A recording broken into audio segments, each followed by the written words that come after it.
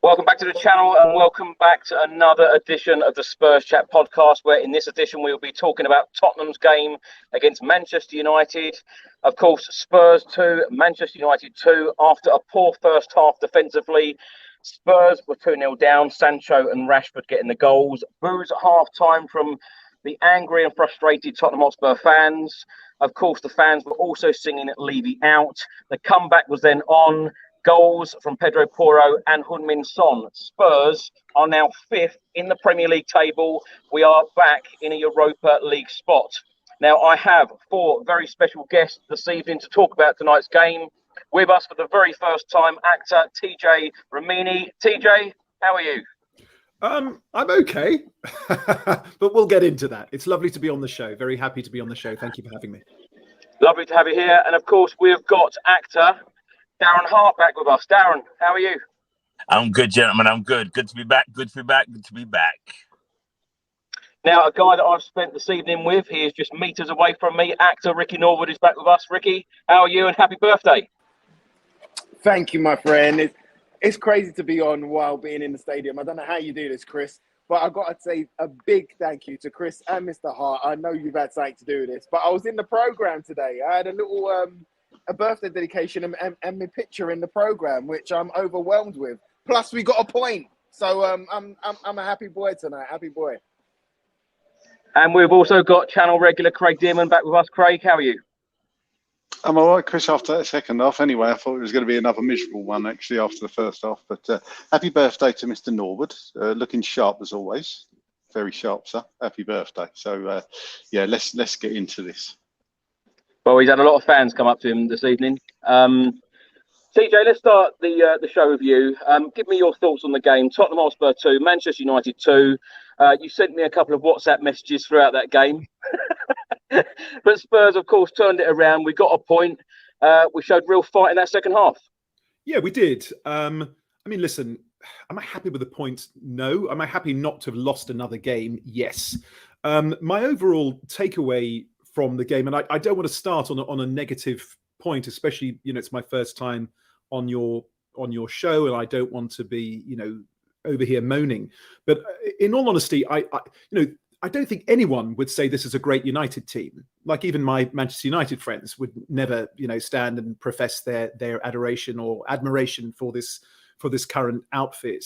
I think Ten Hag has come in and done, wonders with actually a pretty substandard squad, especially, considering the size of the challenge and the size of the brand with which he has been, performed to sort of undertake this transformation. But in all honesty, the second half, from Tottenham's perspective, just goes to show what effort and desire can gain in the Premier League. There is one unbelievably talented side in the Premier League who are, for me, by far the best team in the world.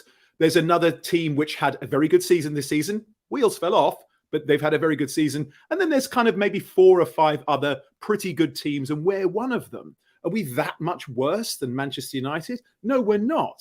And so the positives are good. We've turned up and we've given the fans at the stadium and, at home all over the world something to not cheer about necessarily, but to certainly feel a little bit more positive and just to give us something to cling on to, that perhaps an identity has been restored to a degree. But overall, I'm still frustrated because there's no excuse not to play like that for 90 minutes.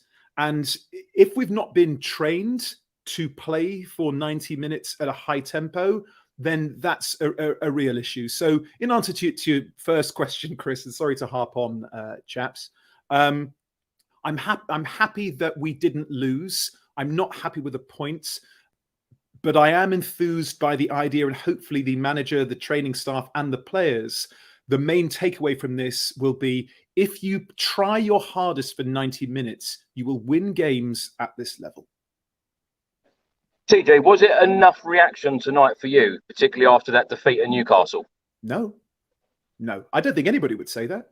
Did anybody? If it was the second half from the whistle, we'd all be jubilant right now, like Chris, you and I were yesterday while watching another game. Um, you know, if it was like all guns are blazing, leave everything out on the pitch, you know, from the kickoff, then all of us would have stood up with all of the problems that we're having, with all of the issues that we're having from the ownership down.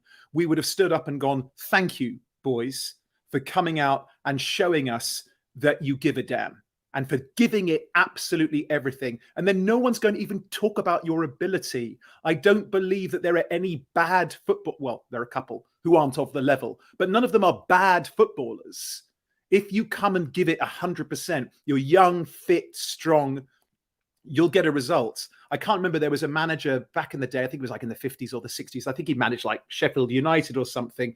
And he had a very basic ethos of how you win football matches. And he said, if your heels hit your ass more times than the opposition's, you'll win the game.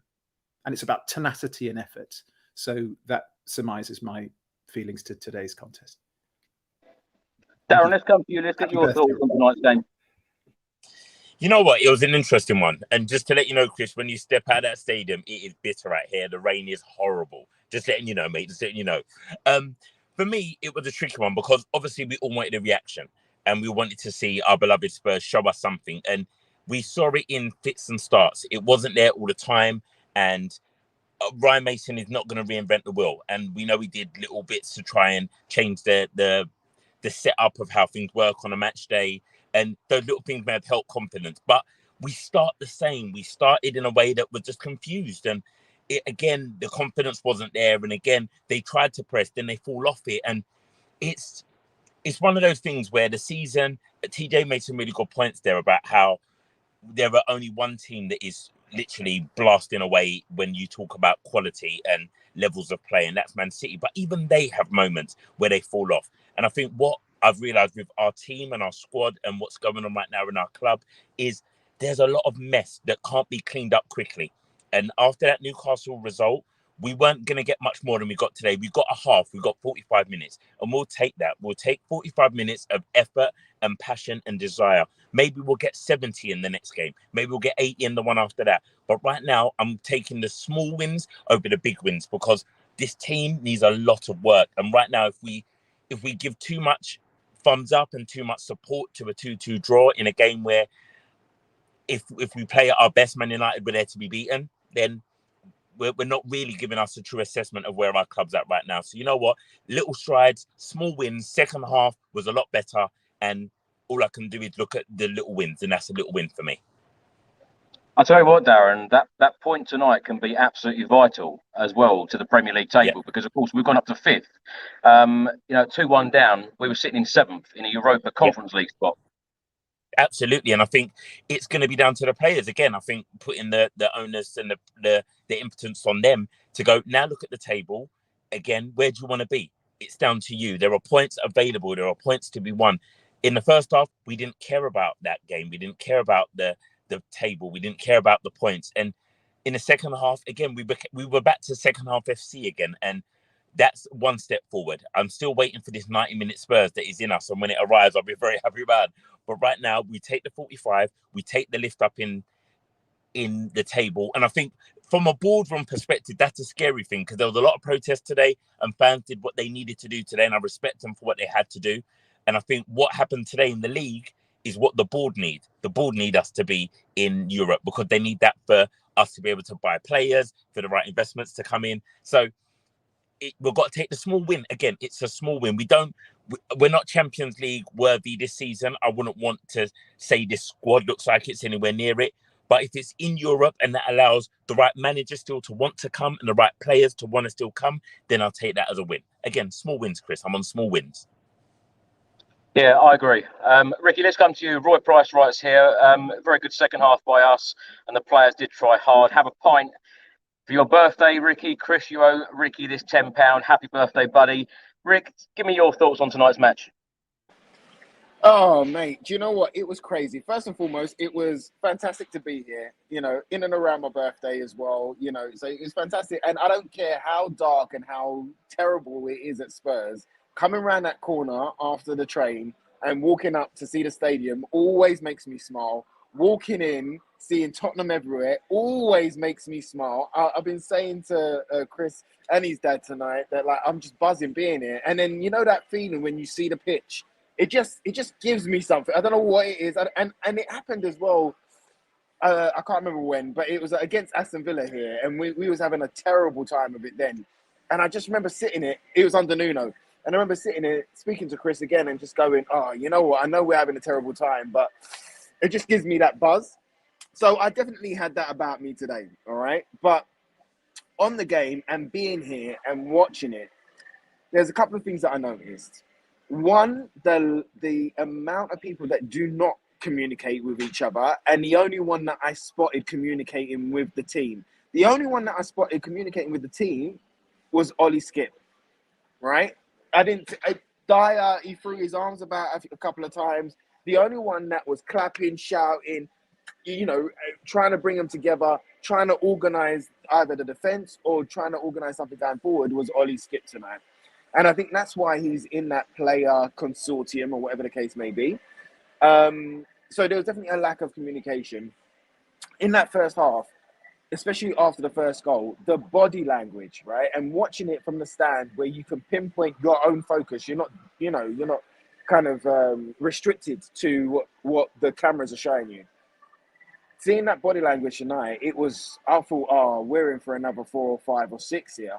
Do you know what I mean? But there was a reaction. What I did notice, there was a couple of tackles flying in. And to jump on the back of what Darren was saying there, you know, small wins. I saw tackles being flown in. I saw crosses being put in. Sometimes there was a cross being put in and nobody was there. But I saw a bit of an effort. Once those goals went in, the body language was bad. But then when they came out for the second half, at least there was a reaction. And these are the things. It's like, we're not going to get a 90-minute Tottenham Hotspur this season. I don't think. I think the season, like, for that, the season's gone. It's about small things. It's about small wins, like you said there. Because the confidence is all over the place. The faith is all over the place. The kind of the belief in one another is a bit all over the place. So even though Ryan Mason is not a manager, I've got to applaud him for saying whatever he said at halftime or for pulling that group together, because they haven't been together. They haven't clicked in the whole season. You know, we've waited for them to be buzzing the whole season for a 90 minutes. Not going to happen. But I've got to give Ryan Mason, Tottenham boy through and through, credit for doing whatever he done at halftime and making early subs as well to affect the game and for us to at least get that 2-2 draw. So I'm actually happy with the 2-2 draw because I was expecting 4, 5 and 6 again. So at least we had some little reaction. Come on, you Spurs. Craig, let's come to you. Let's get your thoughts on this evening's game. Yeah, game of two halves, if ever there was one. I think players looked really nervous in the first half. I thought there's opportunities where they had chances to play the ball over the top, and people were just taking the simple sideways pass again. Obviously, the start wasn't brilliant, although we started off better than we did at Newcastle. So little wins there. Couldn't be much worse, could it? But yeah, first half was slow again. It was almost like beginning of the season where we were second half FC. Obviously greatly improved in the second half. But as you say, at this stage, you'd take a point against United the way we've been doing the last few games. And to be honest, I'd be happy with fifth. Fourth is gone, obviously now. And we're probably right to be in fifth, to be honest, and I'll take a Europa League spot because I think we're at that standard, and we probably will be next year as we're building again. Because it's like Gary put brilliantly, I thought, on the show the other night.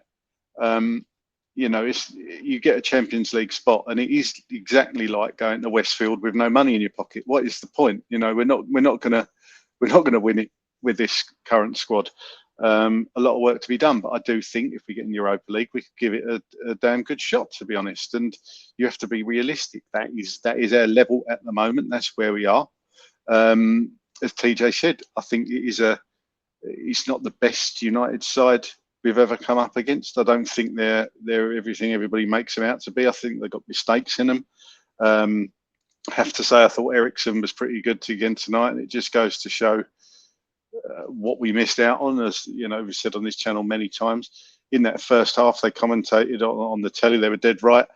Casemiro, Ericsson and Fernandes were getting so much space in the middle of the park, not being shut down. They could pick a pass, pick a through ball, do whatever they want.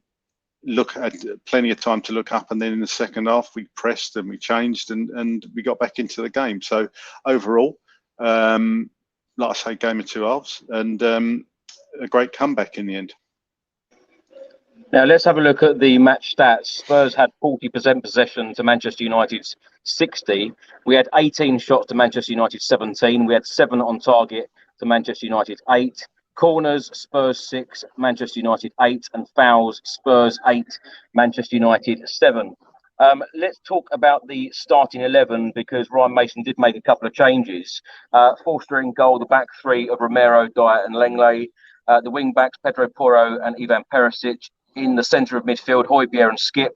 And in the front three of Richarlison, Harry Kane and Heung-min Son. Subs this evening, Austin, Tanganga, Sanchez, Sarr, Davis, Mundell, Lucas, Danjuma and Kulusevski. TJ, let's come to you on the starting 11. Any surprises there for you? Were you surprised that Ryan Mason set up in this way? Not really. I was disappointed. I was so bored with this 3 centre-backs. God, it's so tedious in every sense of the word. It's so predictable, and also, you know, not having that extra man in midfield. And to Craig's point, we were so terrified in that first half. You know, you take a beating like we did up in Newcastle, and it really shakes one's confidence. Remember, God, here we go already into the nostalgia. Remember sort of 5 or 6 years ago, you know, peak Poch, where we just used to, we would play out the back under immense pressure, like, you know, under like a Klopp press from Liverpool. And we would play these round the corner one-time passes. And I would be sitting there, you know, with my unmentionables up in my throat thinking, oh my God, you know, one pass goes astray and they're in on goal. And you know what? 99 times out of 100, there never was an errant pass, because we just clicked and we knew what we were doing. And it's bop, bop, bop. I mean, not to compare ourselves, but of course it's what City have done, and also what that mob from down the road have been doing so effectively this year. If you don't have the confidence to play like that, if we are going to play very, very defensively with pretty much a back 5, you know, let's be honest, 3 at the back. No, it's 5 at the back. Well, then we need to change tactically of what it is we're going to do. Trying to put a long ball over the top to somebody like Harry Kane isn't going to work. He doesn't have the pace. He never has. And of course, unless he is the one playing that long ball, it's not going to get to its intended target anyway. I want to shout out Romero today, though, saying that. You know, Romero's range of passing was really impressive today. Of course, he makes his tackles. Of course, he was full-blooded as he always is. I'm sure he picked up a yellow. I can't remember if he did. I'm sure he would have done. But he seemed to be more controlled today. And to Ricky's point about a lack of leadership and a lack of communication, that was really an astute point, actually, Rick. I was really fascinated when you were talking about that, and really surprised that the only person who seemed to be vocal, you know, from your vantage point, was like a 22-year-old Oliver Skip, or, you know, however old he is. He sort of looks like he's 90, but also 19. It's a strange dichotomy. But I think that Romero stepped up and was making so many progressive passes actually in both halves. I thought Skip was far too negative today. And again, like when he receives the ball, his first look is always backwards rather than forwards. Yes, he improved in the second half, but not enough for my liking. But again, if you're outmanned in the midfield, it's very difficult. And so with that starting 11, I was disappointed, but not surprised. Here was the biggest issue for me today, and it's a Richarlison thing. And Chris, you and I were talking about this. There is a state of consciousness that I, as a person, cannot stand. It's in life, on the football pitch, whatever you do for a living or you don't do for a living. What I cannot stand is victimhood.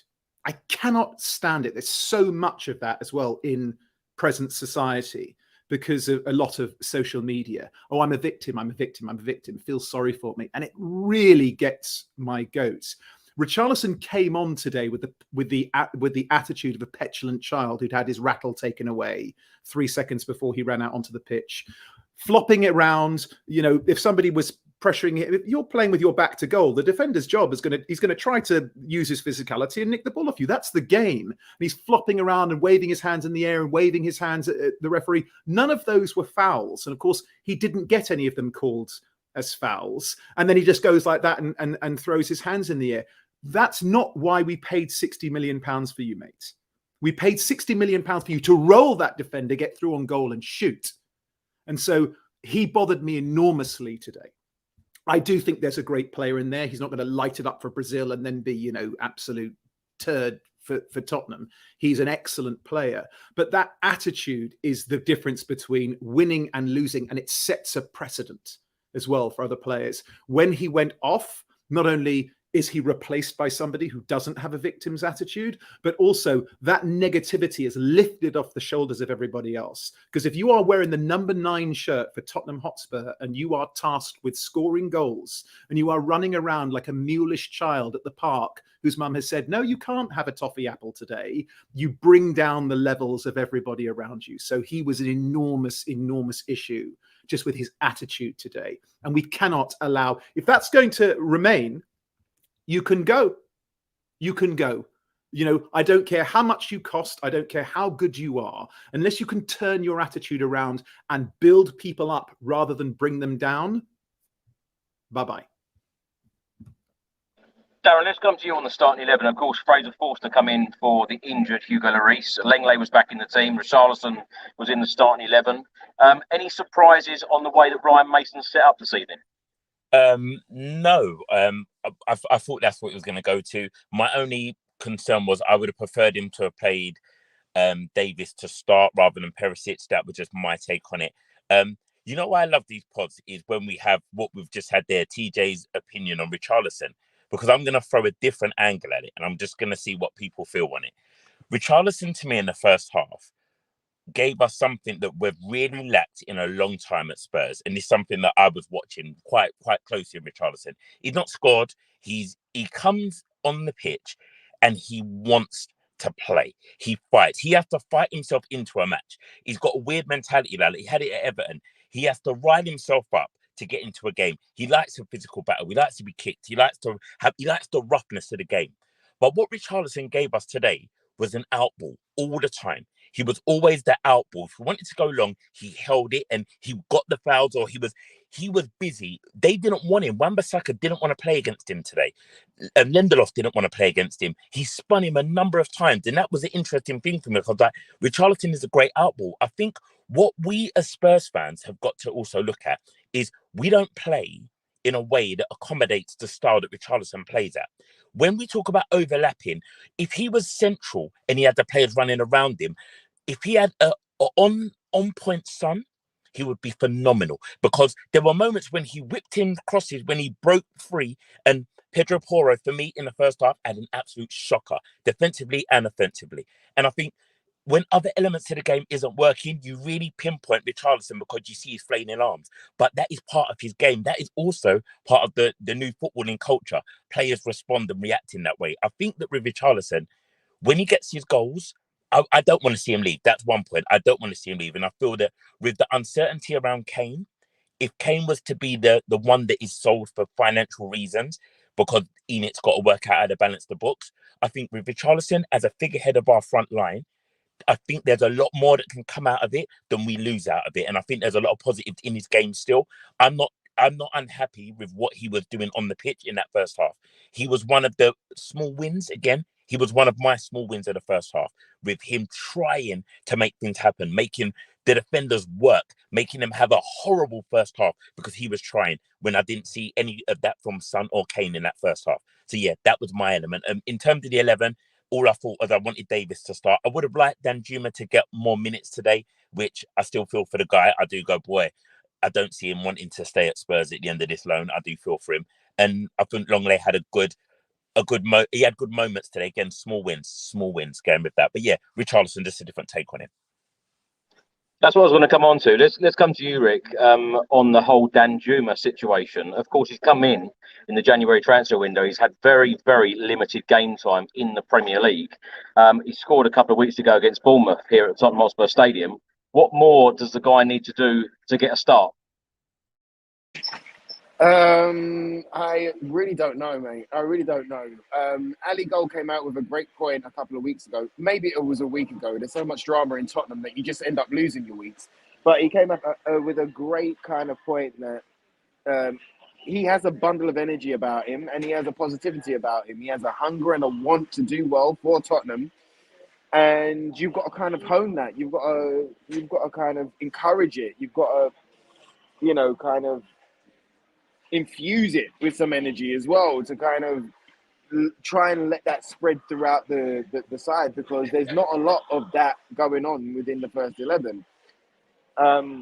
So I don't know what he's got to do to get a start or to kind of get more minutes, because especially with Richarlison coming back now, I think he's probably fully fit now. So there's no really real reason for him to not come off the bench. So if Richarlison is going to be the first one that comes off the bench as a first option, if not start, then how far down is Danjuma going to go down the pecking order? It's tough for Danjuma. It's tough. You can see the want there. You can see him, in the training center until very late at night or early in the morning. You can see him working. You can see him putting out positive posts as well. He wants to do well for us. And even that interview, I think, against Bournemouth, where he was like, we had to go for the win. Bournemouth scored in the last second on a counter-attack when we was trying to go for the winner. And he was saying along the lines of, we've got to go for the win. We're Tottenham Hotspur. And I like those lines. I haven't heard that in a while. So I don't know what he's got to do. But on a little bit of a sidebar before we get kicked out, I've got to say, just for the boys here, that it was so easy for Man United to cut through us, cut us open. Anytime that they wanted to, they could run right through us. There was a little bit of a change in the second half, but I've got to tell you that I didn't see Dier make an actual tackle or a challenge. I saw him run alongside, I saw him block, but I didn't see him actually make a tackle. The only one that made a tackle for me, and I couldn't really have my eye on Longley from where I was sitting, but the only one that was making tackles for me was Romero.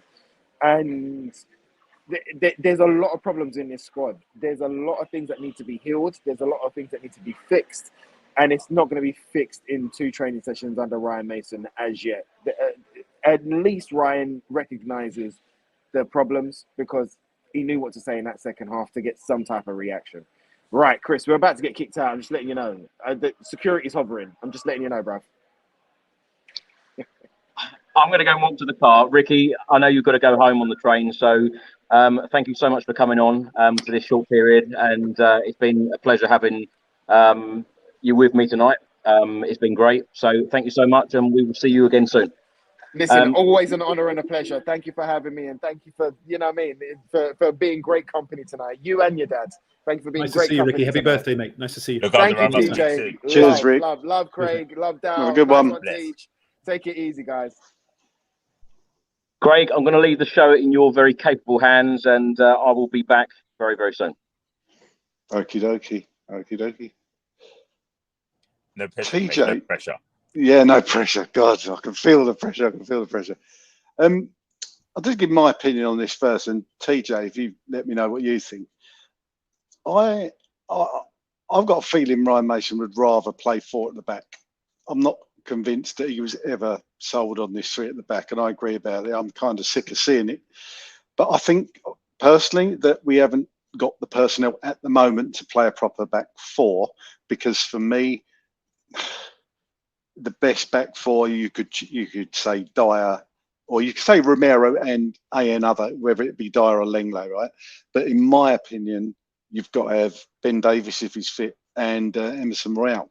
And of course, we haven't got both them.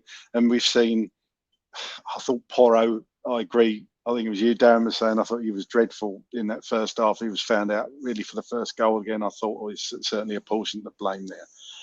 What do you think on that, TJ? Do you think we'd look better with a back four with those two fullbacks essentially? And do you think Porro could ever make it as a fullback rather than a wing back? I mean, listen, I concur. I think that, you know, most Tottenham fans are looking at our current squad and saying we probably don't have the personnel to play in the shape that we want to play. We've had identity issues for so long, for so many seasons. Really, since, you know, Poch departed, we've had an identity crisis. And so, firstly, three centre backs is not Tottenham. That's not how we play. Win or lose, that isn't how we play. Yeah, so I would like to go back to a back four. You know, do we have the personnel? It's almost a bigger conversation, because to look at the players that we currently have, like, and again, like, who would have thought a couple of months ago we would have been talking about Emerson Royale as like, oh God, you know, what a big miss for us. You know, I mean, myself included. Like, I can't believe that he ever made it as a professional footballer, let alone, you know, playing in the Premier League at a you know, quote unquote Big Six club. But he turned it around, and I take my hat off to the guy, because he very famously put his own hand in his own pocket and paid for training and diet and all sorts of, you know, futuristic techniques to improve himself, and it worked. So I take my hat off to the guy, you know, fair play. So he's injured. So what do we do? I guess it's difficult for me to admit that with Ben Davis and Longley and Dier and Romero and Tanganga and Porro, we can't pick 4 players out of that who could do a job for us. It's very depressing to kind of admit that, but you're probably right. The bigger problem than that, I think, right now, is that we haven't trained to play like that. We've had too many coaches who are so defensive since Nuno, and then Jose, and then Conte, and then Conte Light. That was this disaster that was Stellini. And so rather than the personnel, I think they need to be retrained to play in that system, because, and of course, we're also missing Basuma, and we're missing, you know, Bentancur, who right from day one was like one of the best players we've had in a long time, and kind of gives me Moussa Dembele vibes, you know, who was one of my favorite Tottenham players of all time. So, yeah, you're probably right, mate, that we don't have the personnel, A, because of lack of current ability, but also they've just kind of forgotten how to do that. Could Porro learn that position? I don't see why not. It's not, he's, you know, he's gifted technically, he's strong, he's fast, he can use both feet. So I think he could do it. He's a very young man who's just moved to a very different culture, to a really big club. Yes, he was at Sporting, and, you know, they're a big club in Portugal, and when they feature in Europe, they tend to do well, but it's not like playing in the Premier League. It just isn't.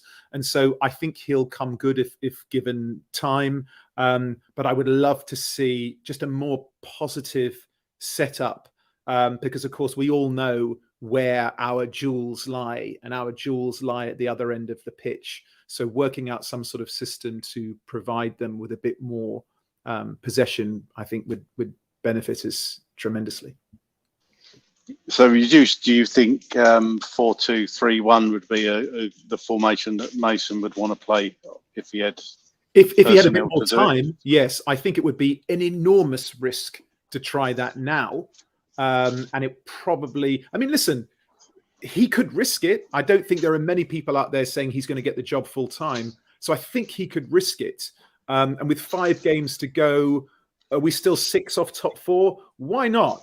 I don't know. I don't know what you guys think. Maybe, you know, Darren, I don't know. What do you guys think? Yeah, I mean, what do you reckon, Darren? I agree. I'd just throw caution to the wind, isn't it? Is that the best way? The way I would look at it is we've got all these games to play, and it's all trial and error right now.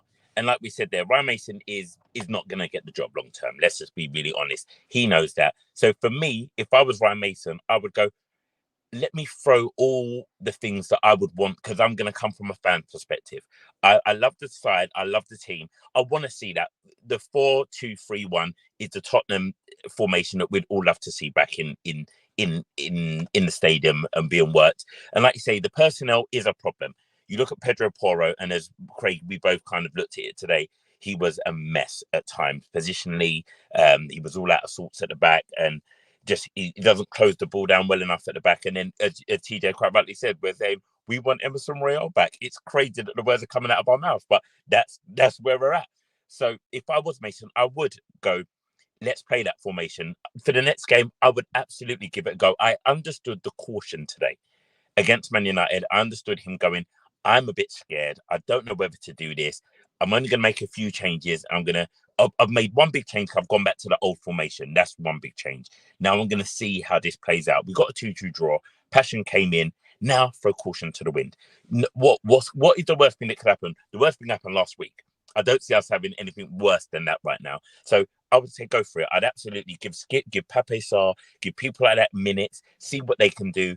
I would personally play Richarlison as up the top by himself. I play Kane behind with either Kulusevski and Son or Danjuma and Kulusevski either side, because Son's been up and down. He needs a little break sometimes.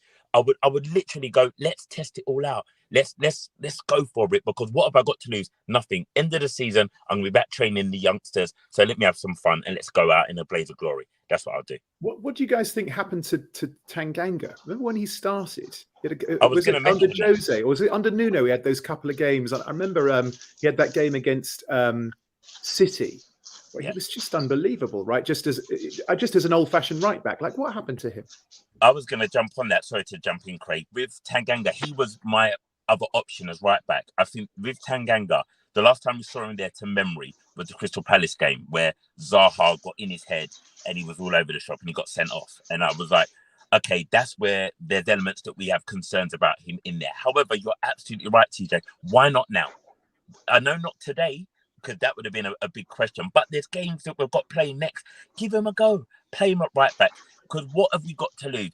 That we could gain far more from him having a great performance and us suddenly going, there is a player still in there. We can still use him, and let's give him a bit of confidence, because that's what we've got to use these last few games for. I know people are saying that there's a lot in the league that we can still obtain, and I agree with them. There's still a lot that's up for grabs. But I think playing this formation, as we see every game, we struggle in it and it doesn't work. And when you said, TJ, about the old days when we would do that intricate passing at the back and you'd go, oh my gosh, my throat, where's this ball going to go? What are we going to do?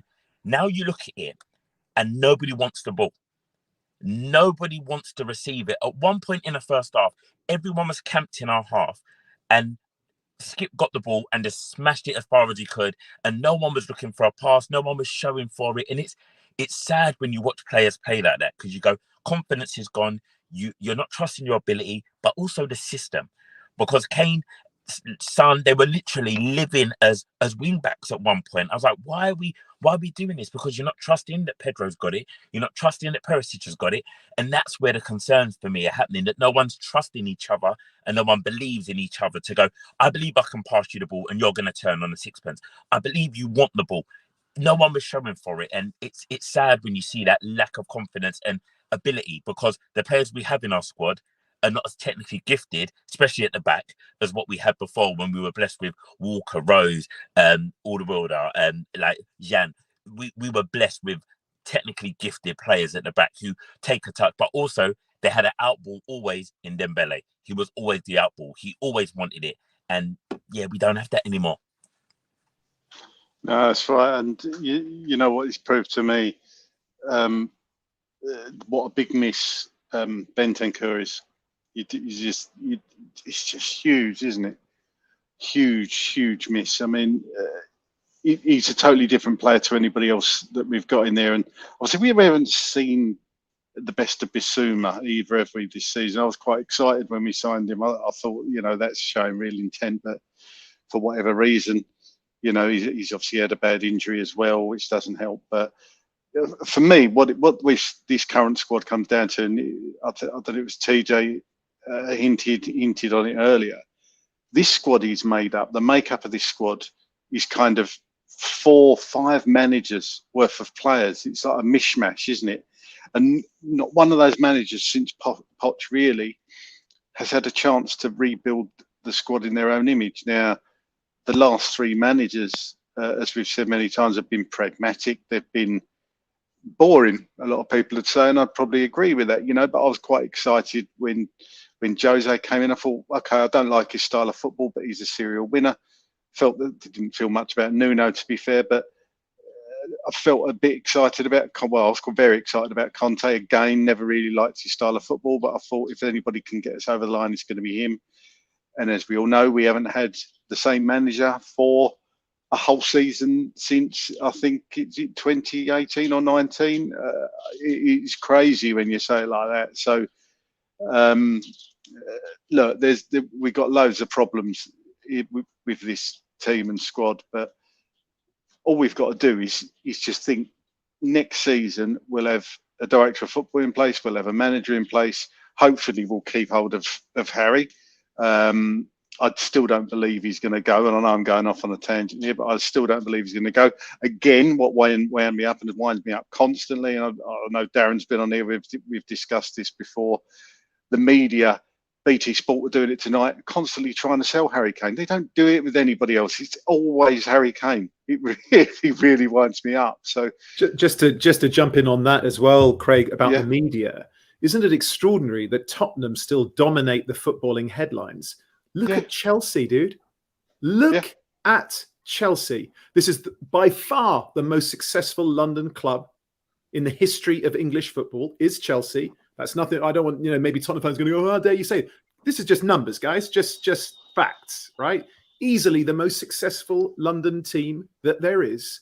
They've spent £500 million in one transfer window, and they are nowhere. Couldn't buy a result. Couldn't do it. Yet, Tottenham this, Tottenham that. Same with Liverpool.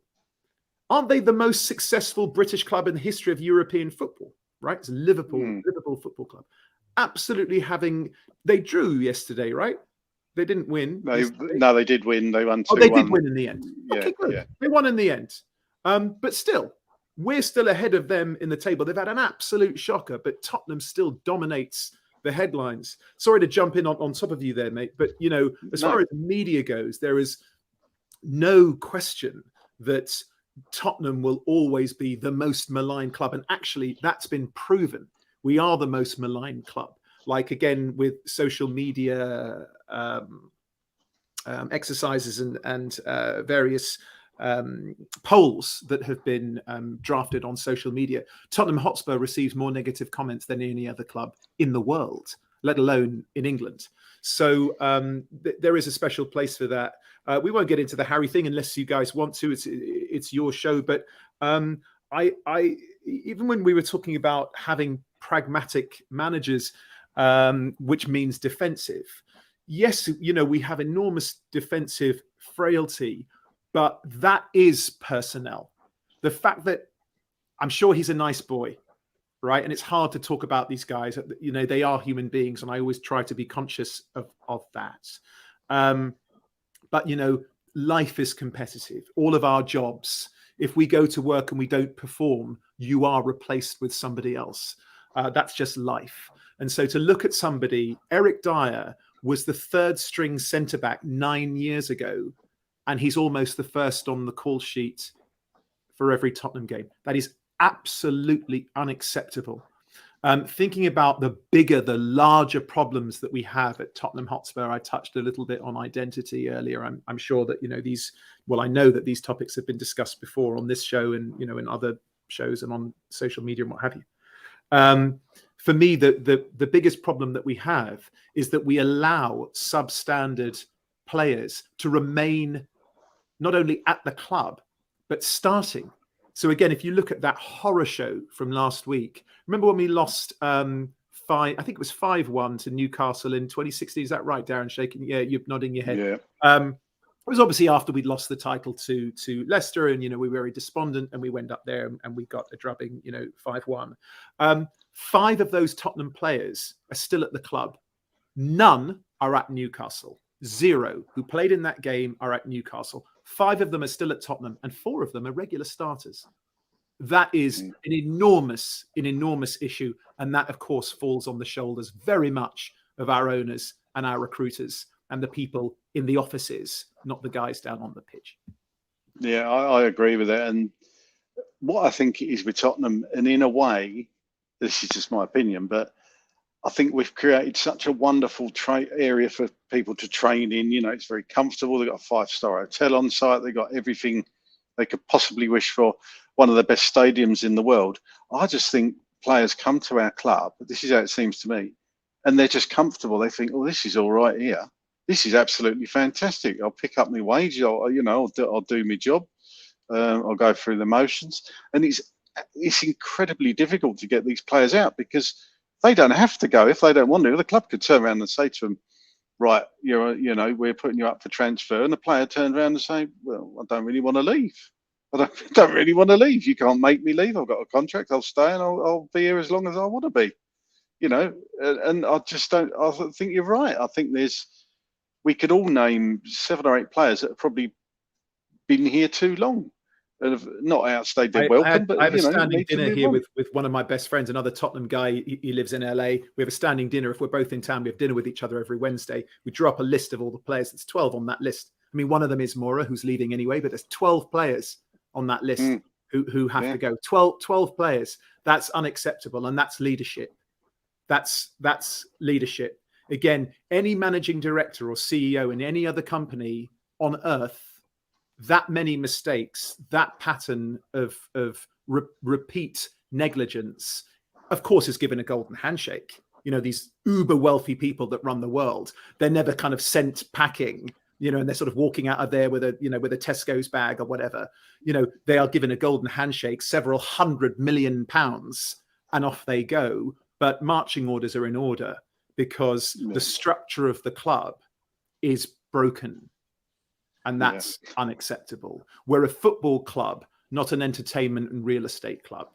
And actually having the best stadium, having the best training ground and everything. I mean, I actually feel that that's embarrassing now.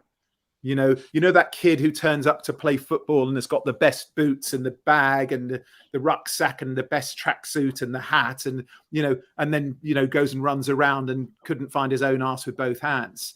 You know, it's that all the gear, no idea. Well, we're looking like that kid right now. A spoiled brat with all the best toys, but entirely ineffective, and it's unacceptable. Yeah. Just bringing it back to the game because we've gone off on a tangent, as fascinating as it is. So, Darren, look. We let Sancho score. I can hear Anthony Costa saying, "I knew it." The only thing he probably got wrong was Weghorst come on. I thought, no, Costa can't be right about that one. Sure. Yeah, you can't get all of it. Yeah. So obviously Sancho scored. Bad defending again. You could hear the stadium, the groans, and you think, oh, we know where this is going. The Levy out chant started again. The second goal, obviously, good finish from Rashford, but again, a long ball down the side, beat Eric Dier for pace. I'm not quite sure what Eric Dier was doing. I thought it was terrible defending. I'm not quite sure what he wasn't really showing him. He had outside. A 5-yard head start as well, Craig. He had a 5-yard head start. It was all right. Look, I get it. Rashford's fast, but it looked like Dier was running through treacle. Great finish from Rashford, right? And I don't know if you guys saw. The camera was on Levy at that point. Oh, and Donna Cullen was behind him, and I thought she said, "He's shit," rather than "This is shit." So if you get a chance, have a look. I thought she, and obviously because it was Dier's era, I would say. I thought she was saying "he's shit," but have a look and see what you guys think. But Darren, what were we doing for? Talk me through either of them goals, whichever one you feel you want to talk about, because that was bad, wasn't it? Yeah, it was bad. They were both bad on so many elements, and I think the first one, it was about positional sense. And if Ricky's listening now on his travel on the train, I know again, here goes down with the defending, because that's me. Like Pedro Porro, his positional sense, it was shocking in that. And just the idea of what you're doing with a player when you pass them across, if you're inviting them onto their stronger foot, you've got to press the ball. Between himself and Romero, one of them has to engage. You've got to engage him to make that shot more difficult, because you've given your keeper no hope because he's now screened. He can't now see it. So you've got to do something to the ball, or you're just giving Sancho, pick your spot. And that's what we did. Pick your spot, mate. And he did. Beautifully done. Well executed. Now, the Rashford goal, it highlighted other things in that moment, because the spell of play for me was all about confidence as well. Just before that, we broke and Perisic was through. One-on-one, it's the dream situation to have. Just for all Spurs fans, we bought this guy. Yeah, I know it was a free transfer, but he's getting paid a hell of a lot of money, so you might as well have bought him from Inter, because those situations is what is his bread and butter. He is that guy. That's what he does. That was what Conte wanted, that attack-minded. That's why Reguilon was shipped away. That's why Sessegnon was put on the back burner, because he was going to learn from this guy, and this is what he's all about. It was a shocking finish.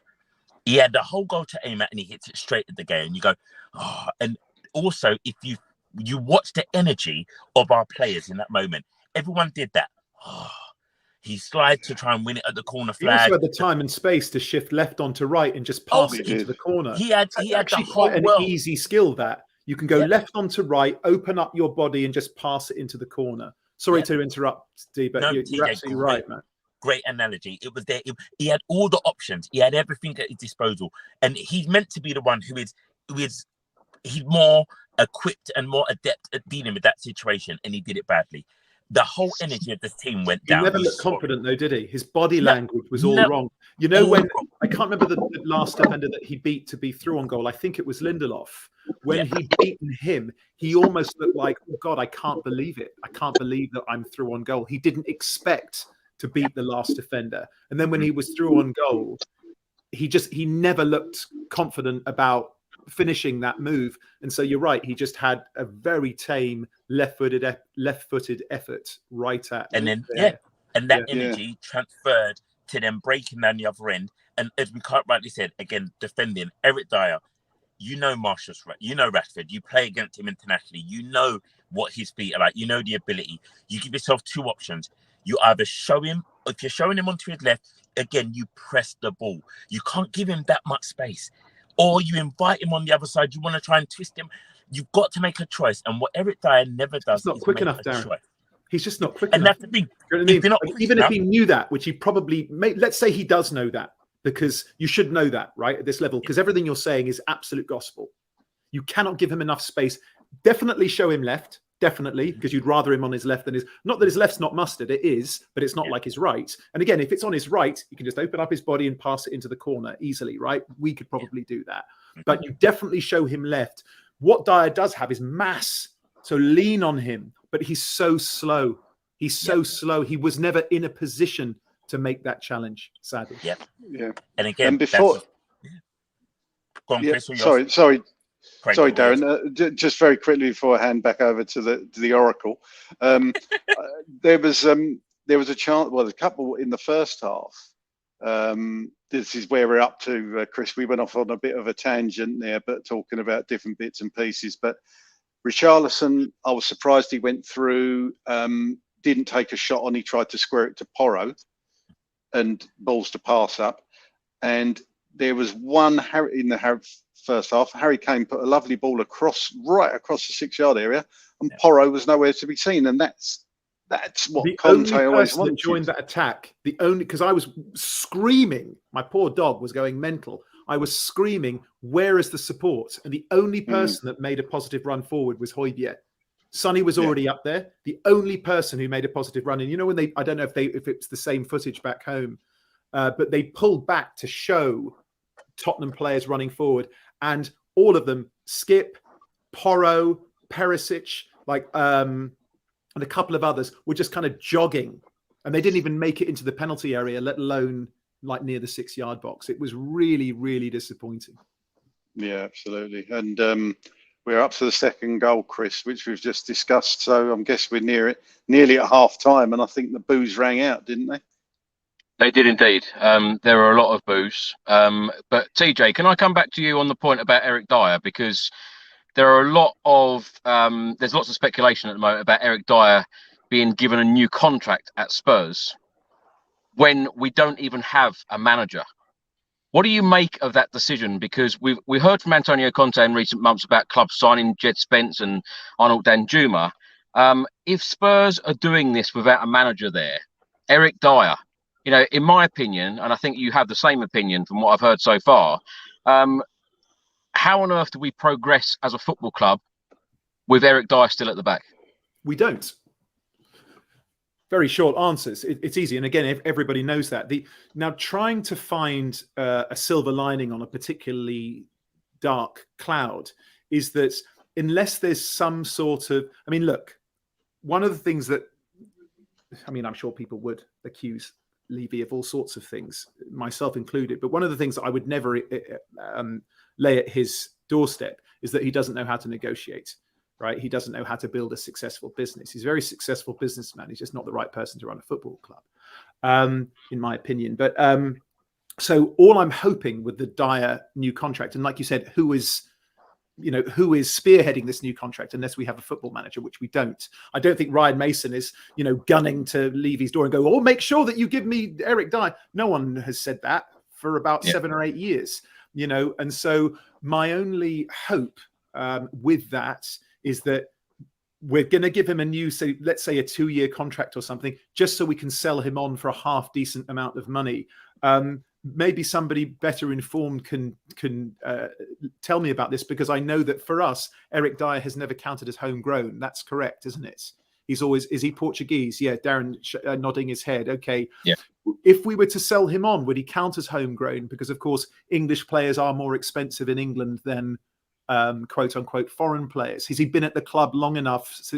Because I know that sometimes changes. Like if you were very young and you come to an English club, you qualify as homegrown. Would he qualify as homegrown? Does anybody know that? You're saying that like an English club wants him. Well, I mean, listen, I'm trying to find a silver lining here, Chris. Listen, I'm not saying it would be a Premier League club, but would a club like, not to do them a disservice, but Wolves, if they survive, if Leeds survive, can he go in and do a job there? Remember, he was a defensive midfielder for us, for a long time. He's certainly not a big six player, 100% not. And also, he's been with us for 9 years. Dear God. Yeah. He's like a piece of furniture. He has to go. So if he signs a new contract and we get some money for him, then great. If we don't, then just let him go for free. Let him go. TJ, if he was, let's say he had three years left on his contract, and you were trying to sell him, what asking price would you ask for Eric Dier? What a question! Good Lord, now you're challenging my abilities to negotiate. I mean, listen, it would depend who could we potentially say feasibly, are there any clubs in the Premier League that would want Eric Dier? I'm not trying to do him a disservice or be disrespectful. Really, do you guys think, is there anyone on the comments who thinks that? No, there isn't a club that would benefit from Eric Dier? Okay, no.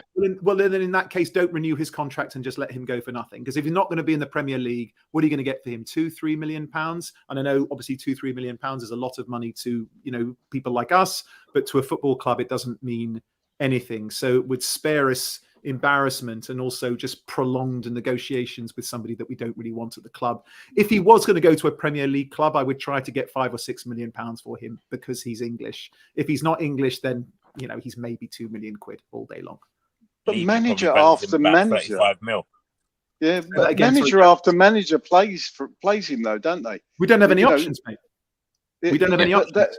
But that is a failing, isn't it? Huge, in itself. Huge. That's what I'm saying. Like the lack of personnel and the fact that we have unfathomable amounts of dead wood still at the club is an enormous failing from the very top. It's not down to the players to go up and knock on the manager's door and go, I think I should be sold because I'm not really good enough. Like you said, why not stay at the 7-star hotel? I remember Moussa Sissoko back in the day when the training ground first opened. I always had a real soft spot for him. Just seemed like a lovely, lovely man. And he said, we're getting into trouble with our wives because we don't want to go home because the training ground is such a plush place to be. And at the time, I thought that's an issue. That's an issue. You should never be too comfortable. You're supposed to be modern day gladiators. You cannot be too featherbed and duvets and massage chairs and stuff. You cannot be too comfortable. You've got to have a terrier about you.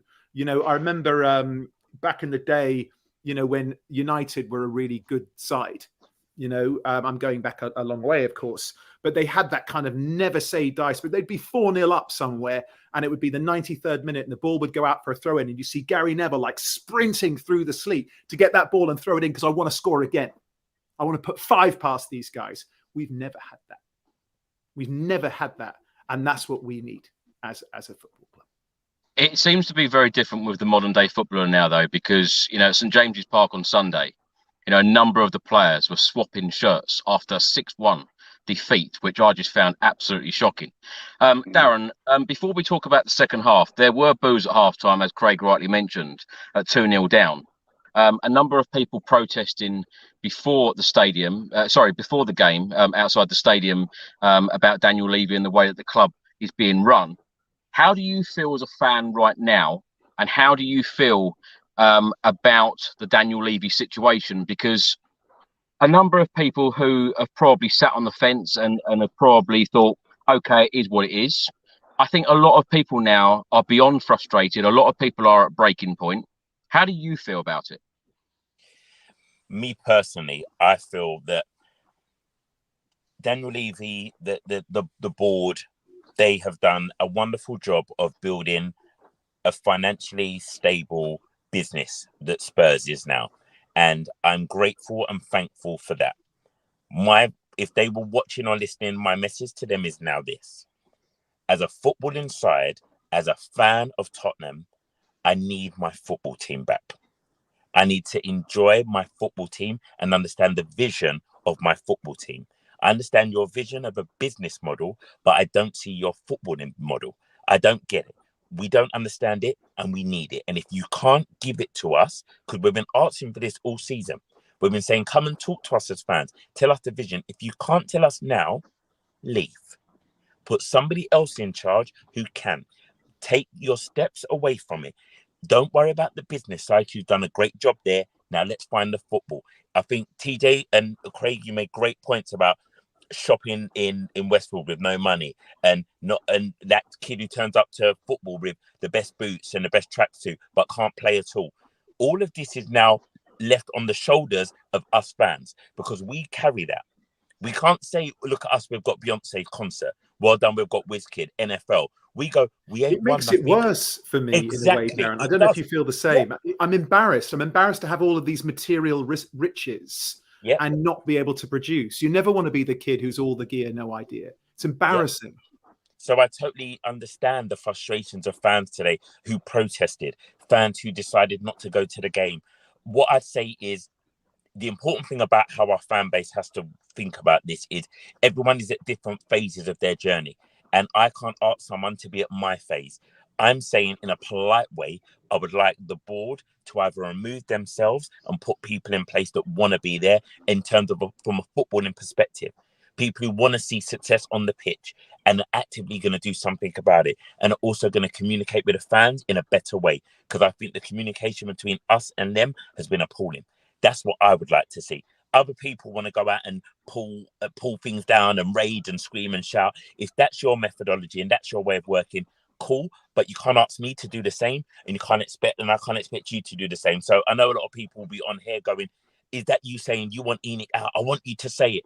I'm saying I want change. That's what I'm saying I want. If Enoch out is the change that happens and it works, because the ultimate goal I want is for our football team to be performing on the football pitch. That's what I want.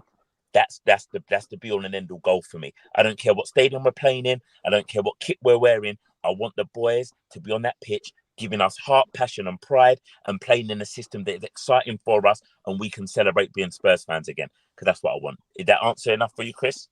Well, do you think that Daniel Levy and the board will sell the club? I don't think the board will sell right now because there's a number of factors for them financially that they want. They want the naming rights to the stadium because that's more money for them.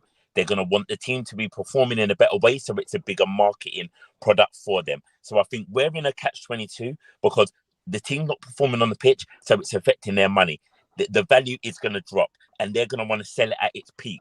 They're greedy. We can see that. That's what it's all about. The pounds and the pence, that's what they're all about. So I think we've got another season of this. I don't think they're going to go. I think they're going to build a structure to try and appease us with a new footballing director. I think we'll see a director of football coming as well.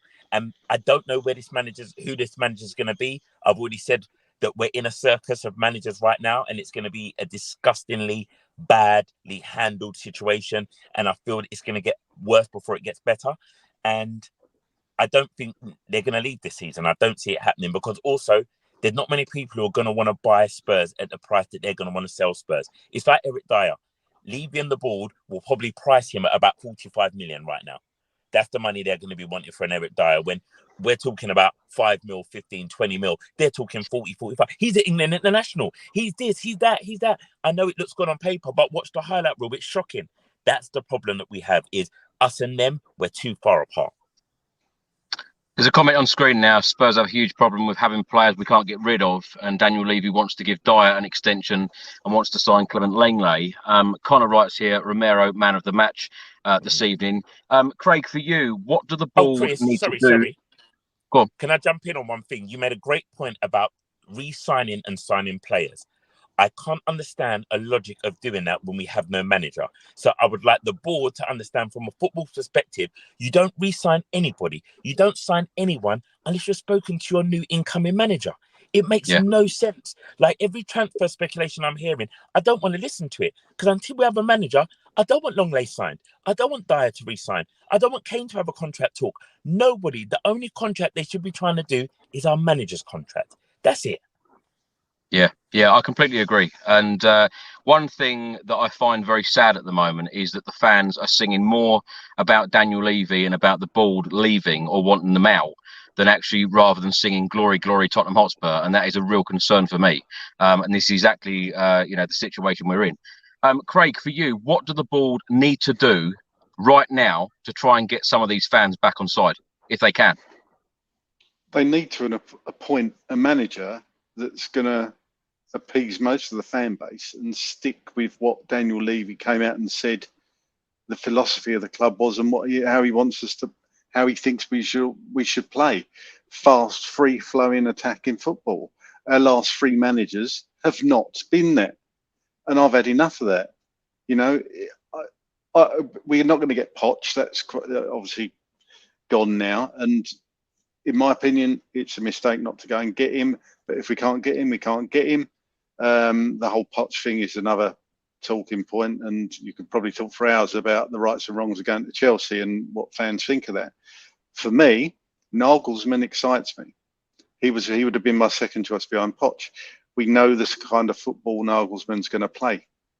It excites me, and it should excite every other Tottenham fan. So if you want Nagelsmann, go and get him. Give him what he wants. Get in a director of football. Very interesting that Ralf Rangnick came out today, last couple of days, and said about that. Yeah, I think he's a manager of Austria, is it? And reports saying he wouldn't leave. But if you offered me Rangnick as director of football and Nagelsmann as our manager, I could get behind that. I could get quite excited about that. Obviously, Rangnick didn't pull up any trees at Old Trafford, but he's not a manager. So I think, though, we'll talk about managers shortly after, and we talk about the second half. But I think with Nagelsmann, he will want full control, as I think most managers would want full control. That is normal, isn't it? To wanting to sign your own players rather than having club signings, which I think is a huge problem at the moment. TJ, let's come to you. Let's get into the second half. In the 56th minute, of course, Spurs got one back through Pedro Porro. What have you made of Pedro Porro's time at Tottenham so far? Again, I'm sure, like most Tottenham fans, it's been very disappointing. He's had a couple of absolute shockers. First half today, he was completely lost at sea. He almost looks like he doesn't know what's expected of him, let alone have the ability to perform those duties. Again, I said before when we were talking about Dier and even talking about Romero and various other individuals. Sorry, not Romero, Emerson Royal. I always try to be conscious that, these are human beings, right, that we're talking about. And it's I don't want to sit here and just sort of quantify them like they're machines or robots or whatever. But there's definitely a player there. I mean, he was absolutely electrifying. He was at Sporting, like just electrifying and really exciting. And again, we were enormously frustrated that it took so long to get that deal over the line. So I don't think it's fair that we turn around and go, he's rubbish, sell him. Fans are always going to have their opinions, and it's very emotional, right? Football is very important to us, and our club. I mean, if we could switch, maybe we would, right? But we can't. It's a lifelong commitment from childhood. So it really means a lot to us. And so is he a very gifted footballer? Definitely. And he's athletic, a bit like Emerson, really. We're looking at Emerson, and again, I would deride him all day long. I didn't know how he made it as a professional footballer. I was like, this guy was at Barca. But there was always an athlete there, very athletic. It was fast and strong and agile and nimble and all the rest of it, right? Again, you should be. You're getting paid an enormous amount of money to be a professional athlete. But as far as Pedro Porro goes, it's far too early for us to kind of make any definitive decisions, whether it's to the positive or the negative or the neutral. We have to exercise a little bit of pragmatism and a little bit of patience. I know that's a word that's often not associated with football at any level. But as far as Porro goes, it would be really foolish of us to be reactionary and say, we'll turf him out with all the others that need to go. Because number one, the most important thing that we need to do right now, maybe it's Harry Kane, right? Debatable. But for me, the most important thing we need to do is offload deadwood, vast amounts of deadwood. I wouldn't include Pedro Porro in that. I think he's got to be part of future plans. So my assessment of his performance up until now as a Tottenham player, not brilliant. He's probably a 5 out of 10. Obviously scored today. Fair play to the kid. Scored a difficult goal, and at 2-0 down, the next goal is absolutely vital. If he doesn't score that goal, do we go on and draw? And listen, guys, we should have won. We should have won. If Eric Dier could hit a cow's ass with a banjo, we win. My grandmother could have scored that, and she's been dead since 2005. So they actually kind of got off lightly. And again, in 45 minutes, we showed what we can do if we try. So I'm pleased to get a point. I'm not pleased with a point. I'm pleased we didn't get another loss, but I'm generally disappointed that effort isn't there from the beginning. So as far as Porro goes, he's okay. He's a new kid who's walked into a house that's on fire. You've got to be a particularly strong individual at 23 or 24 or whatever he is. English is your second language. You've never lived in this city, let alone this country before, to walk in and just rub your hands together and go, it's all right, lads, I got this. That's harsh. So I think, let's just give him some time. TJ, I have to ask the question, who is the Deadwood for you? Dude, I wrote a list last night when I was at dinner with my friend. Listen, I'll start with, and I don't want to list him as Deadwood, but it is time, Lloris, right? Lloris has to go. Longley, for me, go. Dier, go. Sessegnon, go. Perisic, go. Who else? I'm now moving into our midfield. Lo Celso, go. Moura, go. He's already gone, I think. Who else is there? That's probably about 8, and I did have 12. Of course, I can't remember. Oh, God, Rodon. You can forget, right? There are players. Again, I just don't. We talked a bit about Jaff, and I really have a soft spot for him. He seems like such a lovely kid, and I love the story of his family. And they took a chance on my son, and like his father. I don't know if you remember that interview back in the day. Really broke my heart. Just seems like such a sweet man and a lovely family. But I don't think he's top 6 level. So Tanganga, he also has to go. It's a long list, boys. It's a long, long list. I would keep Brian Hill. Oh, good. Tongi and Ndombele, he has to go. It's a long list, right? I would bring Reguilon back. I would keep Brian Hill. I really think there's a player there. And Danjuma, I keep him. Obviously, we've already done the Kulu deal. So, yeah, there's a lot there. But like Sessegnon never came good for me. Never came good. And I think he cost 20 mil or something, didn't he? He was expensive. I tell you what, when you list off all of those names, it's hell of a job, isn't it? For any manager coming in or any sporting director. Well, that's 3 windows minimum. You're not. You could have Houdini come in and he wouldn't be able to shift 10, 12 players in one window. But, I'll let one of the other lads speak. But for me, that's 3 windows minimum, and you'd have to be really, really good at your job and also be prepared. I did actually do some numbers as well last night. The number that we came to for all of these 12 players was £70 million, 12 players, including Tongi, including Lo Celso, including players like that. Did you have Sanchez on that list? Yes, and I cannot believe I forgot to mention him. Yes, of course. Fair play to him. Nice boy, but sorry, it hasn't worked out. Darren, I want to ask you the same question about Pedro Porro because, ever since his debut at Leicester, which was a terrible debut from him, what have you made of him in a Spurs shirt? And I want to ask you the very direct question: Emerson, Royale, or Pedro Porro? Okay, I'll go. I'll answer the first part, then do the second part.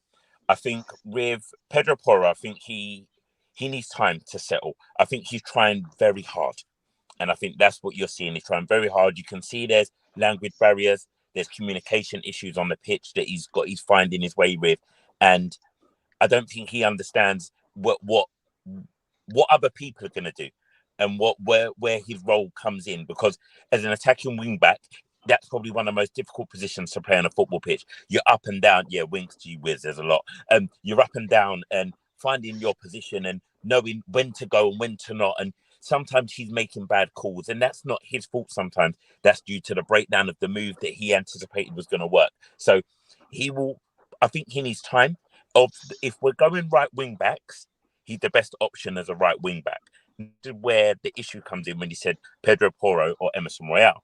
Because for me, it depends on what formation you're playing. If we're playing 4 at the back, I want Emerson Royale there as my right back. If we're playing a wing back, I would still persevere with Pedro Porro because I feel from what we've seen at Sporting and what we've seen of Emerson over a long period of time, not his little purple patch that he started to hit, over a period of time, I think Pedro was a better option as right wing back, hence why we pursued him so much. But it would be good to have 2 options. It would be good to have 2 players fighting for a position. We must have 2 options, 100%. Absolutely. We've got to have 2 really great options in every position. Sorry to jump in, but yes, mate, 100%. Yeah. And I think Emerson has shown he wants to develop. And I think all that dead wood that you've just listed off, TJ, and all of that stuff, I think if we went round, everyone would have a few players that may switch in and out or added to. And I think that's why it's dangerous when we have a chairman who is trying to construct deals right now with no manager in place, because there may be a manager out there who looks at Rodham, for example, and goes, I can turn him into my centre of my back 3. If I put him in there, because when you watch him play for Wales, he's a different player than when he played for Tottenham. So each manager's eye had a different vision. And if we're gonna dictate to them again, we're never going to get the manager we want. As you said, Chris, every manager that is approaching Tottenham right now will be asking for control. And that's not a crazy thing as a manager to ask for. And if we as a football club are not giving them control, we're never going to get the managers we want. We're only going to get a yes man now who's going to be willing to come to Tottenham, take a paycheck and do what Levy wants. Don't want it. Well, in my opinion, I think as a football club, we need to decide exactly what direction we need to go in. And are we going to change our ways in what we've done in the past? Because we're just going to go round in circles otherwise. And of course, all of us are frustrated. 15 years without a trophy. We want to see the real ambition on the pitch now. And it is about time that we had that as fans, because we pay the most money for tickets. We want to be entertained. We haven't really been entertained in these few years since Pochettino left, in my opinion. And we want those good times back and want those exciting times back. Craig, let's come to you. A minute later, after going or getting a goal back, and the score was 2-1 at that point, Fernandes ran through our defence and hit the crossbar. Defensively, in these last few games, it simply hasn't been good enough. How does Ryan Mason shore up our defence for these remaining 5 Premier League games? To be honest, I'm not sure how he does, because he's got 5 games. He's worked with these players for the last 2-3 years anyway. He's been part of the coaching staff, so he sees them day in, day out. I'm not sure how you can coach these players any more than already has been done. You know, they seem to be at the level they're at. And you could argue that this time last year we were a hell of a lot better with more or less the same players. And, you know, that's right. I just think they're shot of confidence. I just think they're scared to make mistakes. There was periods before Dier got back into the England squad, he looked a really good, solid centre-back. And ever since he got back in that England squad, he's just gone downhill again. I totally agree with TJ. I just don't think Lenglet's good enough. And why the hell we're trying to sign him permanently, I don't know, especially without the manager. There is gaping holes all over that squad, and we've just got nobody to fill it in those. If he's going to play three at the back, who else did you put at centre back? Tanganga, maybe. I think we've just got to try and get through these last 5 games, and it's almost like a hit and hope thing. You know, just hope we can score more than we concede, and just keep that 5th place and get in Europa League and start again next season. Because I don't think Mason is going to be able to do anything different for these last 5 games than what you're already seeing, other than trying to give the players belief and give them a bit of confidence, because their confidence is totally shot. I mean, hopefully with this draw today and the comeback, they might start to get a bit of belief back. But it's, you know, the confidence through the floor. It doesn't help when the club keeps sacking managers. You know, they've had no consistency for the last however long it is, 3 or 4 years. Listening to different voices, slightly different managers, different tweaks, different systems, learning new systems, how they want to play, where they want to be. The whole thing is a mess. And when you read, I read today that when Conte was pulling the academy boys up just to basically be cones on the pitch, rather than actually, they were joining in with training, but they weren't actually part of it, essentially. I would hope, however, he's got, you know, these 5 games to do it, but Mason obviously has connections with the academy. Start integrating the academy again. What's the point in having an academy if you're not going to have players come up from it?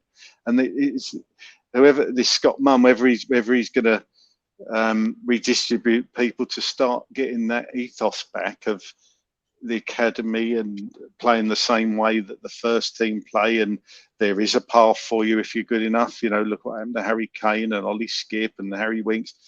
You know, we seem to have lost that, and that's part of our identity. We've always been a club that champions youth and brings the academy boys through, and it's great to see one of your own, and we just haven't seen that in recent years. And that's just one of many jobs that need to be addressed in the summer.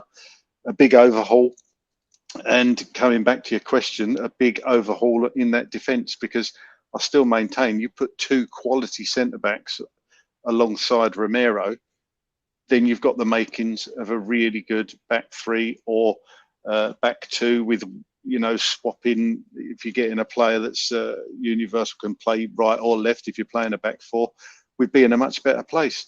And when you say about the defence as well, we've got to get in a quality goalkeeper to replace Hugo. Brilliant servant, love Hugo, done us proud. I really do think Hugo's been brilliant for us, but we need a new goalie. And I thought Forster looked pretty good tonight, to be honest. I don't think he was at fault for either of the goals. So I would be keen to keep him on and push whoever comes in. It all sounds so simple, doesn't it? Just bring in a couple of great centre-backs and bring in a fantastic goalkeeper. Well, everybody else does it. I mean, City did it. They bought in Laporte. They bought in Diaz. You know, they just go out and get, and they don't play silly money. All right, they're Man City, and the players probably want to go there. And that's the other trouble we've got, isn't it? Yeah. Well, in the 63rd minute, Højbjerg had a shot on target. It was a tame shot. 3 minutes later, Harry Kane with a great cross. Heung-min Son shot wide. What a fantastic chance that was. Substitute Kulusevski shot wide in the 67th minute. And then in the 69th minute, Eric Dier's header, completely unmarked in front of goal.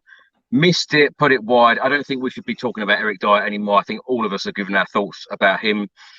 Fernandez shot, forced a save in the 71st minute. TJ, very quickly, Craig touched on it there. Forster, I thought he had a fairly decent game this evening. Do you feel more confident? Now you put Lloris in your Deadwood pile, do you feel more confident with Forster in goal? Absolutely. I don't think he's had a bad game. I mean, I think there was one FA Cup game. He looked a bit shaky. I think it was an FA Cup game. But I think he's been excellent. Not only, you know, made some really important saves. He's a brave goalkeeper, and also I'm surprised by how adept he is with his feet. He's distribution is excellent. I think he Yeah. passes with both feet. Is he left-footed or right-footed? I don't know, and that's a huge compliment. Right-footed, I think. Yeah. Sorry, say that again, mate. Yeah, I think he's right-footed. Yeah. Right, but he can ping with both, right? I mean, incredible, and also he always seems calm. Whenever it goes back to Hugo's feet, all of us, including Hugo, we tighten. But Forster's chilling.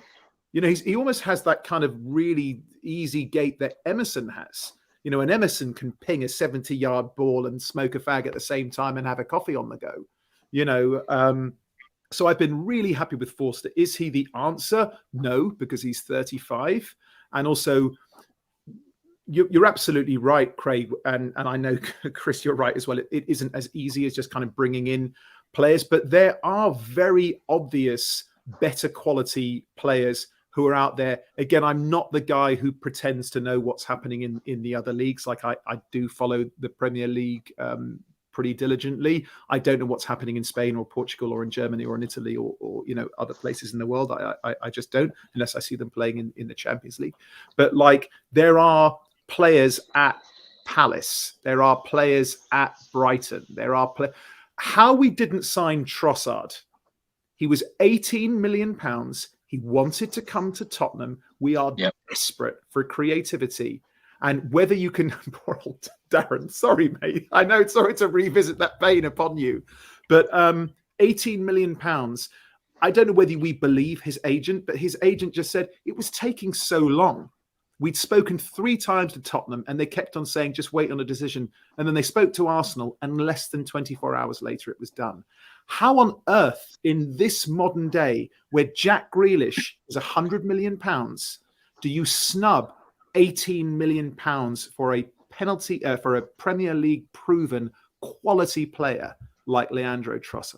That is just completely unforgivable.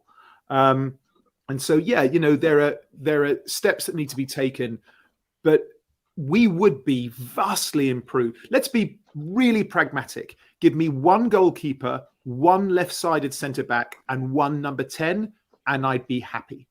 I'd be happy for now, and then lose as many as we could. Lose as many from that list of deadwood as we could. And we could field a really strong 11 and have a really good subs bench as well. I think, TJ, to sum our transfer activity up, when we were linked with Bruno Fernandes and interested in signing Bruno Fernandes, we ended up with Jedson Fernandes. And it is like, instead of shopping at Harrods, you've gone to, Poundland. It really was. And of course, that didn't work out either. But surprisingly, all these players seem to come to Tottenham, they leave Tottenham, and then they go on to win trophies, which, of course, we haven't seen for 15 years. Darren, on a very positive note, and, of course, we did get a point this evening against Manchester United. In the 79th minute, Heung-min Son got our equaliser. Talk us through the goal, because I'm really pleased with Heung-min Son, because it's been a difficult season for him, hasn't it? Yeah, he's had one to forget. This season, he will want to forget it really quickly. And I think there's a number of issues in that. I think Conte didn't help him in some of the tactical things that he was doing. There was a really interesting Højbjerg interview where he spoke about his son being free now to kind of play in a different way. And I feel that him and Perisic were playing on top of each other in many aspects of the game. And it just hasn't worked. And this is a season that it needs to be over quickly for Son. And I was one of the ones that would have been happy for him not to have started today and to see him come off the bench. And when he got his goal, class is permanent. You know what I mean? We know he's a class player. And he had moments today where we expected him to bury him and he didn't. And then he finally got one. And Kane, again, great link-up play, great ball across. He just came to play. Their connection, they read each other so well, and it's beautiful to see. And I feel for Son this year. I do feel for him. I feel that he should have been taken out of the firing line a lot earlier by our management team, and I think he should have been supported better, because I think they've tried to play him into form. That's the only logic I can give it, and it hasn't worked. It hasn't worked for him at all this year. Sad for him. Now, last couple of questions. Just want to get all of your thoughts on our next game away at Liverpool on Sunday, and where you think Spurs will finish in the Premier League at the end of the season, and who our next manager will be. or could be. Not a lot of questions there, Chris. We'll try and speed it up. Craig, let's come to you. First of all, of course, Spurs are 5th in the Premier League table at the moment. We now have 54 points from 33 matches. Aston Villa have exactly the same points from the same matches, but we have a more superior goal difference. We have +7, they have +5. We've got Liverpool just behind us. They've got a game in hand. They're a point behind, and Brighton are 5 points behind us, but they have 3 games in hand. Liverpool up next, Anfield. Over the years, we've got very, very little at Anfield. How are you feeling ahead of this game? If I'm brutally honest, I think we'll get very little out of the game at the weekend. I can't see us getting a win. I think we'll be lucky to get a draw. Liverpool's been, as you say, a bogey ground for us for years. I can remember the mid-90s. We went there, I believe, correct me if I'm wrong, Chris, you're a bit of a stat man, but I think we played them in the FA Cup and Sheringham scored. And Klinsmann, yeah. And I remember thinking, wow, we've won at Anfield, and that was the 90s, and not much has changed since then, really. I think it's going to be very tough. I think we'll get beat at the weekend. Sadly, I just don't think we'll have enough. I just think they're going to be too strong. As for a manager, I've got 2 answers for you. The one who I think will probably be our manager and who I want to be our manager. Actually, that might have changed. So I'm going to say Nagelsmann. I think we'll get Nagelsmann over the line. I was going to go Brendan Rodgers, which I don't want, by the way. But I was of the same opinion as you, that it was edging towards Rodgers, but I just don't. I've changed my mind on that. I think I'm going to be positive and say Nagelsmann. And what was the other question, Chris? The score prediction, did you say? Or yep. Yeah. 2-0 Liverpool. Sorry. And also, where you think we'll finish in the Premier League table at the end of the season? 6th. Europa League football. Yeah. That or nothing for me. If we don't finish 6th, I do not want the Conference League. As much as European football, and of course, I get behind us. And if we are in the Conference League, great. I think we should try and win it because it's a trophy. But I think Europa League is better level. That's all fans were saying this evening around me in the stadium. We don't want 7th. We definitely don't want 7th. We don't want to be playing the Europa Conference League. Are we as Spurs fans being a bit snobby about that competition? Because when you look at West Ham now in the semi-finals of the competition, if they go on to win that, at the end of the day, it's a European competition, Craig. Yeah, and I get that. I get that thinking, and I think we probably are. Even me, I think I am being a bit snobby with it, thinking we're too good for that. And to be honest, we know we're not. I think it's just after you've played in the Champions League and you see the teams you're playing against, and the Real Madrids, the Barcelonas, the Bayern Munichs, and then you're playing Pacos de Ferreira. It's just a bit of a come down. But we lost to them. I think I got a bottle of that this Christmas. Look, you can only play what's in front of you, is the old, cliche. I just think if you're trying to keep players like Harry Kane, you'd rather be playing in the Europa League than the Europa Conference League. But, he was there when we was playing against Pacos de Ferreira. So I don't know if he played or not. I can't remember that. I don't really want to. It was kind of a night I want to forget. And I'm sure, Chris, you want to forget your trip to Pacos de Ferreira. But look, let's just get behind them no matter what. Wherever we finish, we finish. And I think you're right. It's a European trophy, but I can see the logic in finishing outside those places. But the club, the club want European football, don't they? And let's face it, the players will want to play in Europe. Yeah. At the end of the day. TJ, how are you feeling ahead of this Liverpool game? I am one of those Tottenham fans that it's just impossible for me to predict a result where we're going to lose. I know that history is not on our side, and it's not a happy hunting ground for us, and it never has been.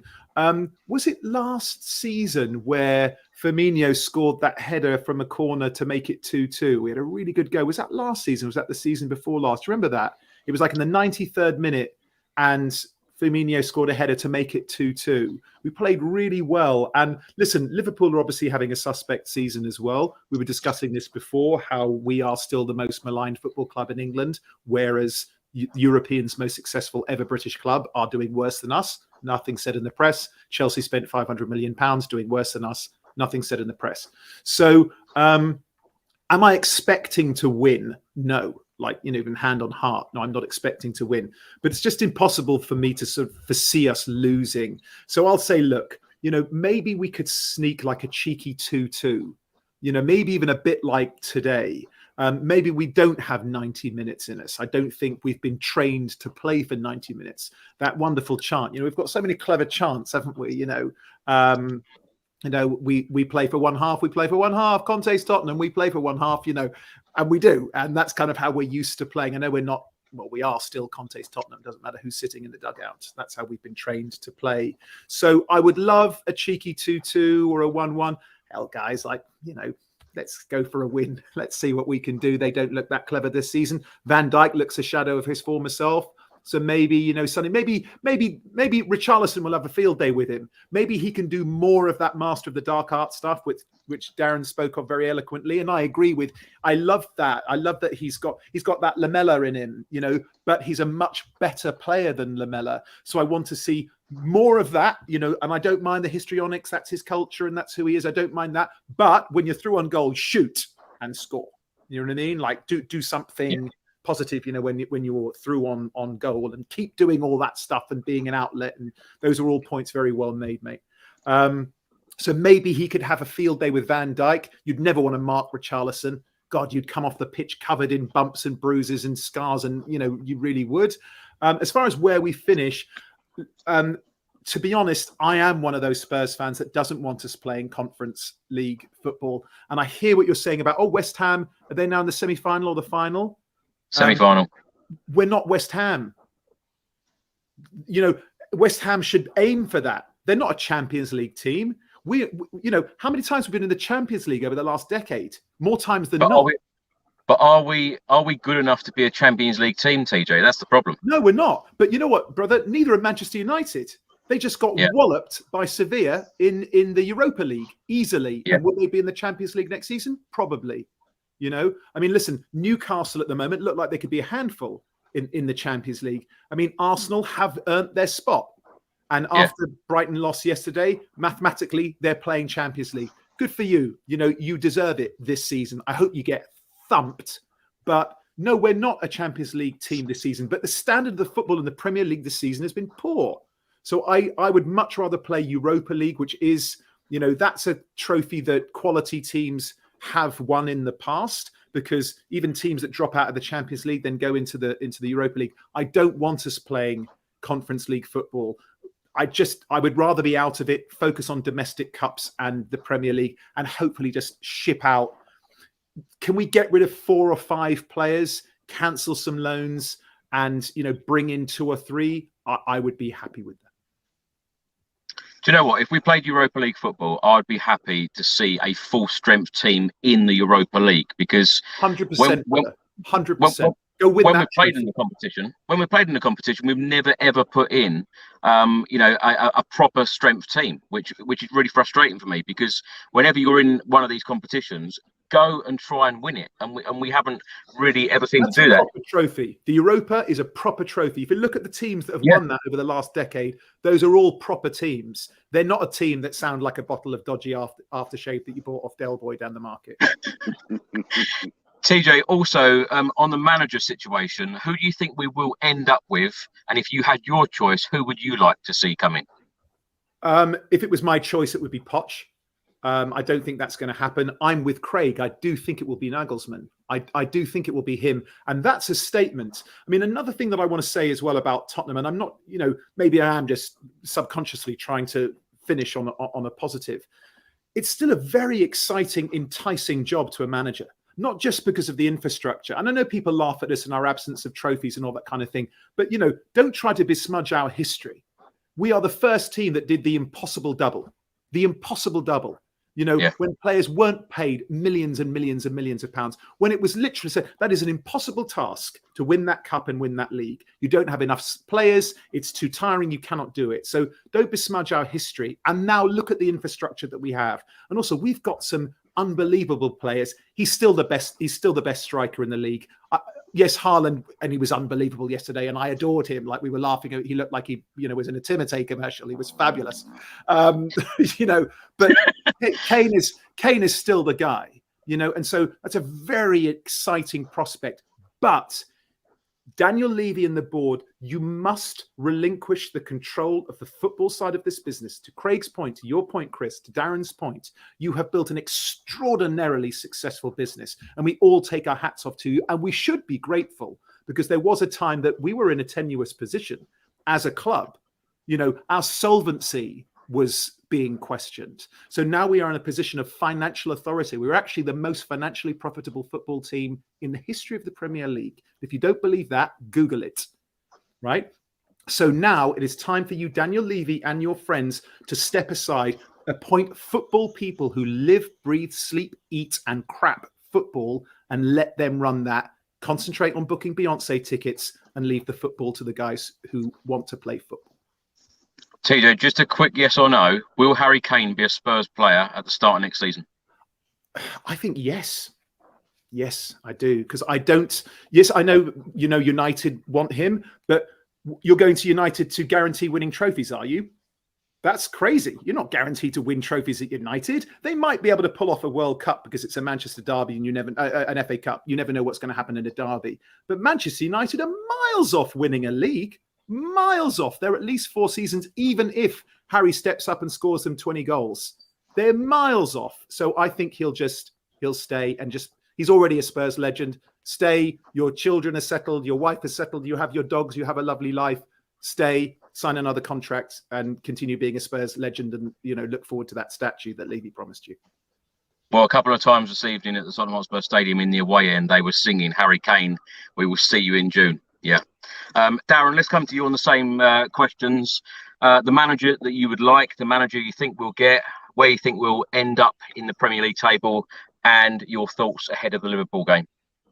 Okay, very much like TJ. I can't ever say the words Tottenham are going to lose to anybody. I can't do it. So what I will say is I'm going to take a draw. I'm going to take a 1-1 draw and hope that Van Dijk has a moment of losing all coordination and we nick one, and I don't see us keeping a clean sheet, so I'm going to go for a 1-1 and I'll be very happy if we get that. Now, okay, in terms of the league, this is a challenging one because we've spoke a lot. I've heard everyone talk about Europa League and the idea of winning it and taking it seriously in West Ham. The thing about the Tottenham philosophy and the vision around Spurs right now, as you said, Chris, we don't take it seriously.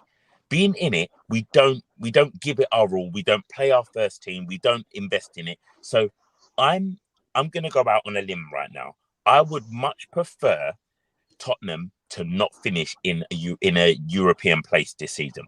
I would prefer it, and I'm going to explain the logic behind it, because what that does is that puts a pressure on everybody. That puts a pressure on our board, because suddenly they're not got the money of a Champions League, Europa League, Conference League. There's a financial implication. They'll only feel it if it hits their pocket first. Now they're going, how can we get players in that we wanted to? Because now they're going to want more money to entice them, because we ain't got a Champions League carrot to dangle in front of them. So everyone's got to work harder, and I want that work. That's what I need. I need the work. Also, because we don't take it seriously, I think it's a waste of our energy next season. Being in Europa League and not giving it our all, if that's still the ethos, it's pointless. It's a waste of time. I'd rather all the focus be on the league and be on the cups that we have, because suddenly those games matter, because we ain't got nothing else to rest for. And maybe, Chris, then you will get the trophy that you desire.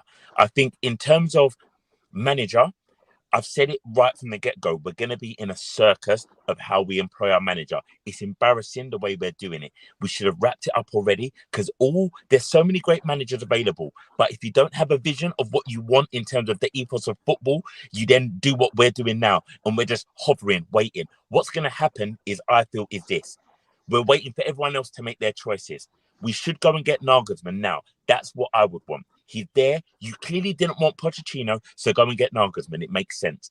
But again, there are talks of money this, money that, and this and that. So that's going to stop us. We will end up with someone like Brendan Rodgers or Potter. That's what will happen, because everyone else will be gone and we'll end up with a project manager, and it will not be the Spurs way. It will not be the vision. So for me, I hope that Levy and the team get the vision right. And then if you've got a vision, Nagelsmann is there, make the vision. You've got Brendan Rodgers, who he may not be our first choice as fans, but he's a project manager. You've got Potter available. There are so many great managers that if you know what you want, you can get it. But right now, I don't think anyone in Spurs knows what they want. So we're in a circus, Chris. We are in an absolute circus, and we're going to watch good managers go. Would you take Company? Would you take Vincent Company? I wouldn't, and I'm going to explain why. Yeah. Because I think Company, if we took him, we're taking him on this ideal that he's going to be a great manager because he did well in the championship. He doesn't excite me. I don't see that his football excites me. I don't think as a character it excites me. And I think what that is an easy option. But then that will be a 2-year contract. And again, we're back in 2-year cycles. And I think it's not worth it. I agree with you. I'm not down for that either.